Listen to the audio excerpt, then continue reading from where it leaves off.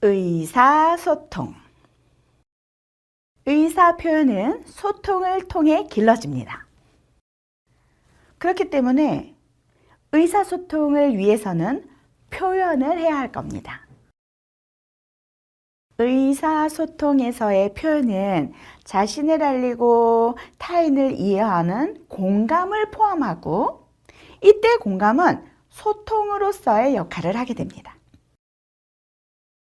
이처럼 의사소통은 글자나 문법만을 의미하는 것이 아니라 더 큰 의미의 공감을 통한 소통이 포함되어 있음을 이해하고 상호작용하는 것이 중요합니다. AI 시대를 이끌어가는 실리콘밸리에서 디지털이 아닌 아날로그를 사용한다고 합니다. 디지털 문자가 아닌 종이책을 보고 컴퓨터가 아닌 연필로 종이에 메모를 하는 등 아날로그로 일상을 지낸다고 합니다. 이 시대에 그렇게 하는 이유가 무엇일까요? 하나밖에 없습니다. 소통.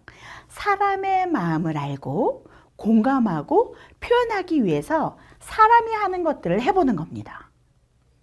그래서 의사표현은 소통을 통해 길러야 한다는 점을 다시 한번 인식하고 영유아와 상호작용해야 할 겁니다. 그렇다면 표현은 어떻게 해야 할까요? 무슨 말을 하고 어떻게 말해야 할까요?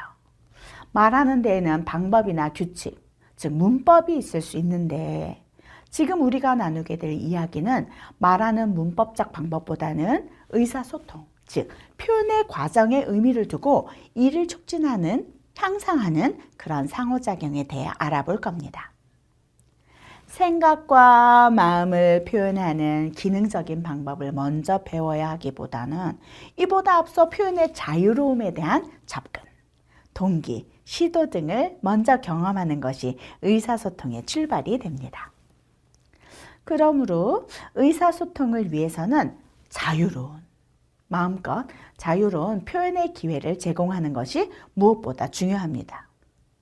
브레인스토밍처럼 영유아가 무엇이든 표현하는 것 모두를 들어주는 것에서부터 출발합니다. 브레인스토밍을 촉진하는 상호작용이라면 네 생각은 어떠니? 생각하는 거를 모두 말해도 된단다. 아, 그렇게 생각했구나. 그럴 수도 있겠다. 그랬구나. 네 생각을 들으니까 충분히 이해가 되는구나. 맞고 틀리는 건 없어. 어떤 것이든 무엇이든 생각나는 것을 말하면 된단다. 이와 같이 말하는 상호작용은 영유아 생각을 모두 표현하도록 기회를 주는 상호작용이고, 이러한 내용들이 여기에 속합니다.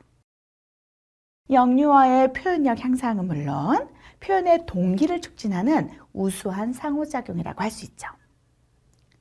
자유로운 표현을 하면서 영유아는 차츰차츰 맥락을 중심으로 말한다거나 경청한다거나 하는 의사소통의 고기능을 습득해 나가게 될 겁니다.